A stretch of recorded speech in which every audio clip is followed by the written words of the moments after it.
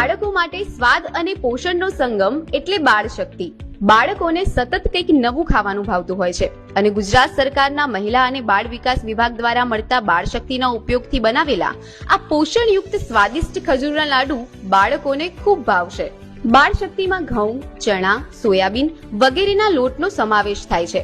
આ ઉપરાંત વિટામિન્સ અને ખનિજ તત્વો પણ બાળ શક્તિમાં ઉમેરવામાં આવે છે, જેનાથી બાળકના પોષણ સ્તરમાં વધારો થાય છે. બાળ શક્તિને પાણી કે દૂધમાં મિક્સ કરીને પણ બાળકને ખવડાવી શકાય છે. બાળ શક્તિથી બાળકના વજનમાં વધારો થાય છે. બાળ શક્તિ બાળકના શારીરિક વિકાસ માટે સર્વશ્રેષ્ઠ છે. 6 માસથી 3 વર્ષના સામાન્ય વજનવાળા બાળકોને દર માસે બાળ શક્તિના 500 ગ્રામના 7 પેકેટ અને અતિ ઓછા વજનવાળા બાળકોને દર માસે 10 પેકેટ ટેક હોમ રાશન તરીકે આપવામાં આવે છે.